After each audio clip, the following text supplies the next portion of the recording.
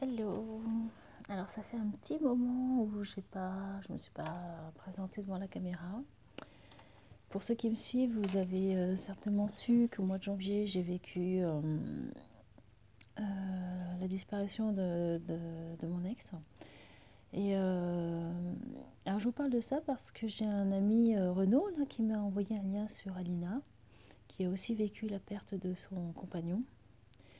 Je ne sais pas si c'était en décembre ou en janvier, mais voilà. Et il vient de m'envoyer un lien que j'ai pas regardé, mais il m'avait marqué Alina remange.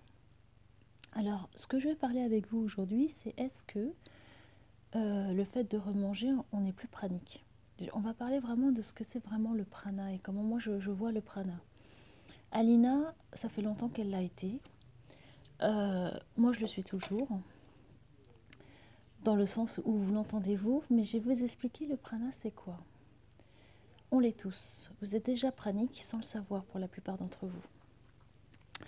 Le prana, c'est quoi? C'est, comme je dis souvent, le chemin pranique, c'est juste un chemin spirituel, rapide, de travail sur soi.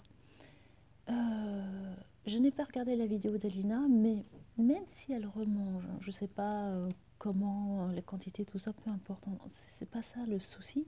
C'est que même vous, quand vous mangez de la nourriture solide et que vous le faites en conscience, avec amour, sérénité, que vous arrivez à continuer à travailler sur vous, vous êtes pranique. Si vous mangez pour combler un manque, pour combler une émotion, pour pas la travailler, vous n'êtes pas pranique. Vous voyez la différence? Vous voyez comment moi je vois les choses? Être pranique, c'est juste faire les choses en conscience, travailler sur soi et éventuellement le fait de réduire son alimentation, de plus manger solide, ça va vous faire travailler plus rapidement. J'apprécie énormément le chemin pranique, il est fait pour moi et je continue sur ce chemin.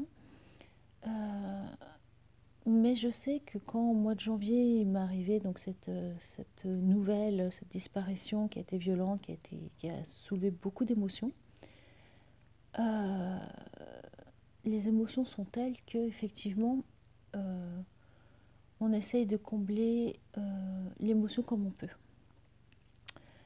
Donc, je ne vais pas dire que j'ai remangé, mais effectivement, j'ai grignoté. On va dire que j'ai voulu mâcher, ce besoin de mâcher, de combler, de remplir l'estomac, comme je vous avais déjà expliqué, c'est au niveau du chakra du plexus solaire. Et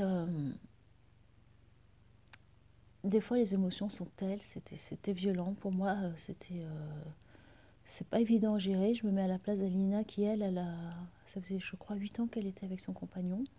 Moi, c'est pas la même histoire qu'elle, mais ça a été tout aussi violent et douloureux.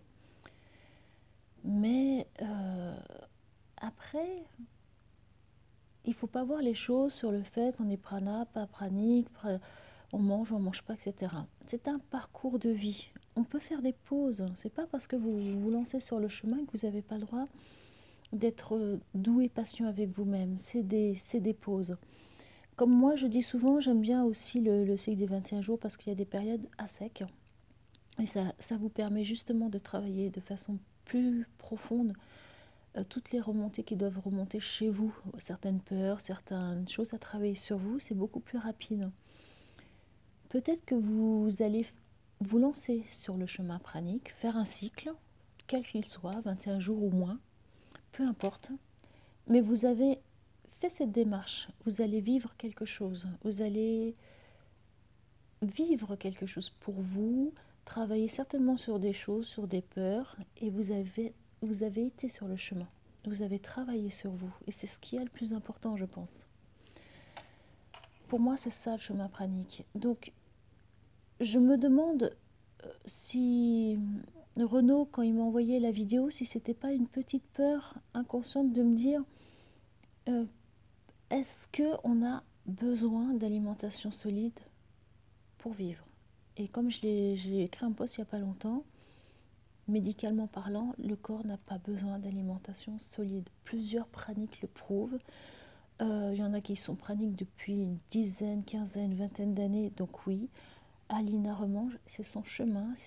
Ce qu'elle vit actuellement est très difficile. Elle fait certainement une pause, peu importe son choix, elle l'a fait avec honnêteté. Apparemment, elle a fait une vidéo que voilà, j'ai pas encore regardée ou je pense même pas la regarder, je ne sais pas encore. Mais ne vous fiez pas à ça, faites votre parcours à vous. Sachez juste que c'est qu'un chemin de vie, un chemin initiatique. C'est que ça le prana, le chemin pranique, ce que j'appelle le chemin pranique. C'est pour moi un chemin de travail sur soi. C'est un beau chemin, moi je l'aime beaucoup, je l'apprécie. Euh, c'est un chemin de travail sur soi, donc il faut utiliser le fait d'alléger son alimentation qui va vous faire remonter certaines émotions que vous ne pourrez pas cacher par combler justement par un estomac rempli, parce que l'estomac rempli vous alourdit. Et c'est toujours lié aux pensées quand on rumine, on grossit, on se grossit soi-même. D'ailleurs, quand on est en manque de quelque chose, d'affection, etc., on grossit. Je peux très bien en parler puisque moi, comme je vous avais expliqué aussi, je suis montée pratiquement à 90 kilos pour les repas derrière. Donc je sais ce que c'est que de combler un manque, vite par la nourriture. Et toutes les pensées qu'on a, ça va dans la graisse, ça nous remplit, ça nous conforte, on se remplit de plein de pensées inutiles. Et quand on arrive à se libérer, parce que le chemin pranique pour moi n'est que libération, on se libère de ces graisses, on se libère de ce poids, on se libère de tout. Et de fait, on se libère aussi des pensées qui sont liées à tout ça. On ne se rend pas compte, mais manger de façon compulsive, soi-disant aller chercher un plaisir gustatif, c'est juste une pensée qui est en nous, qu'on veut combler, pour se rassurer. On mange pour se faire plaisir, pour se rassurer. Et c'est tout ça ce que j'appelle grossir. Donc évidemment, quand on mange sucré, ça va faire grossir notre corps. Euh, Ça va aller dans les graisses et c'est ça qui stagne. Les graisses, elles stagnent dans nous comme nos pensées stagnent quand on tourne en boucle, etc.